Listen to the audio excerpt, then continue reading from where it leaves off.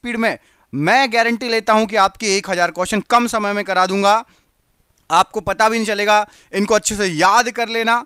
करते इस वीडियो को बिना देर के स्टार्ट। सबसे पहले तो देखिए, बीच में बिल्कुल समय नहीं मिलेगा, वीडियो रहेगा सुपर फास्ट स्पीड में। तो आप सभी अभी से वीडियो को लाइक कर दीजिए, अभी से सभी के सभी स्टूडेंट कोई भी बिना आलस का वीडियो को लाइक कर दीजिए। हमारी इस मेहनत के लिए हम 1000 क्वेश्चन की वीडियो में आपको अच्छे सिलेक्टेड क्वेश्चन लेकर आए जो बार बार एग्जाम में आते हैं। तो सभी ने लाइक कर दिया होगा। करते इस वीडियो को स्टार्ट। बिना देर के पहला प्रश्न देखिए, हड़प्पा सभ्यता में विशाल स्नानागार कहां पाया गया था? तो याद रखना, मोहनजोदाड़ो में विशाल स्नानागार पाया गया था। ऋग्वैदिक काल में किस देवता को पुरंदर कहा जाता था? तो इंद्रदेव को पुरंदर कहा जाता था। भारतीय संविधान में कानून के समक्ष समानता का प्रावधान किस देश से लिया गया है?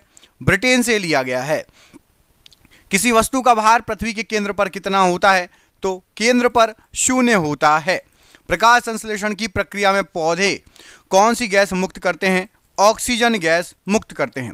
भारत आने वाला पहला पुर्तगाली यात्री कौन था? तो वास्को डी गामा पहला पुर्तगाली यात्री था। अस्पृश्यता का अंत भारतीय संविधान के किस अनुच्छेद में दिया गया है? अनुच्छेद 17 में दिया गया है। भारत की मानक मध्याह्न रेखा कितने डिग्री देशांतर पर है? तो 82.5 मतलब 82.5 पूर्वी देशांतर पर है।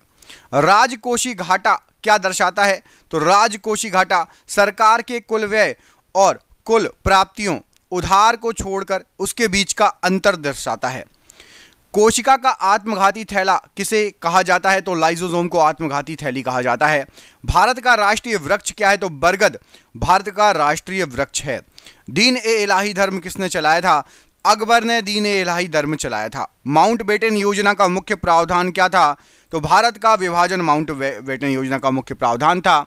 भारतीय रिजर्व बैंक की स्थापना कब हुई थी? तो 1 अप्रैल 1935 को हुई थी। कार्य करने की दर को क्या कहा जाता है? तो शक्ति कहा जाता है। कार्य करने की दर को शक्ति कहा जाता है। विटामिन डी की कमी से कौन सा रोग होता है? तो रिकेट्स रोग होता है। मगध साम्राज्य का संस्थापक कौन था? तो बिंबिसार, जो कि हर्यक वंश का था, मगध साम्राज्य का संस्थापक था। शिवालिक पहाड़ियां किस पर्वत श्रृंखला का हिस्सा हैं? तो हिमालय पर्वत श्रृंखला का हिस्सा हैं। भारतीय संसद के निचले सदन को क्या कहा जाता है? तो लोकसभा कहा जाता है। निरपेक्ष गरीबी का अर्थ क्या होता है? तो जीवन जीने के लिए न्यूनतम आवश्यक वस्तुओं सेवाओं को भी प्राप्त ना कर पाना, ये निरपेक्ष गरीबी कहलाती है। न्यूट्रॉन की खोज किसने की? तो जेम्स चैडविक ने न्यूट्रॉन की खोज की। पोंगल त्योहार किस राज्य में मनाया जाता है?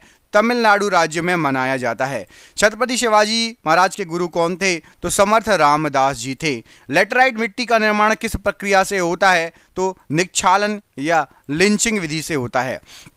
भारत सरकार अधिनियम 1935 को किसने दासता का नया चार्टर्ड कहा था? तो जवाहरलाल नेहरू जी ने कहा था। भारत का सबसे बड़ा उच्च न्यायालय कौन सा है? तो इलाहाबाद उच्च न्यायालय हाईकोर्ट, प्रयागराज हाईकोर्ट।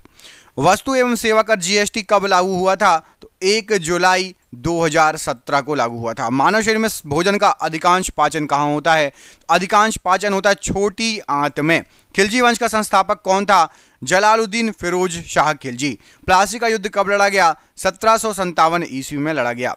भारतीय संविधान की प्रस्तावना में समाजवादी शब्द किस संशोधन द्वारा जोड़ा गया? 42वें संविधान संशोधन के द्वारा जोड़ा गया था।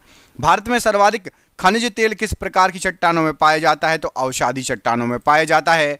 ट्रेड विंड्स व्यापारिक पवनें किस दिशा में बहती हैं? तो व्यापारिक पवनें उपोष्णकटिबंधीय उच्च दाब पेटियों से विषुवतीय निम्न दाब पेटियों को की ओर व्यापारिक पवनें बहती हैं। भक्ति आंदोलन का आरंभ किस क्षेत्र में हुआ? तो दक्षिण भारत में भक्ति आंदोलन का आरंभ माना जाता है। संविधान सभा की पहली बैठक कब हुई थी? तो 9 दिसंबर 1946 को हुई थी। सहायक संधि प्रणाली किसने शुरू की थी? लॉर्ड वेलेस्ली ने शुरू की थी। विश्व की सबसे लंबी पर्वत श्रृंखला कौन सी है? तो एंडीज पर्वतमाला। भारतीय राष्ट्रपति का चुनाव लड़ने के लिए न्यूनतम आयु कितनी होनी चाहिए? तो 35 वर्ष की आयु होना चाहिए। अच्छा, विश्व की सबसे लंबी पर्वत श्रृंखला पूछा है एंडीज। विश्व का सबसे ऊंचा पर्वत कमेंट करके बताना है।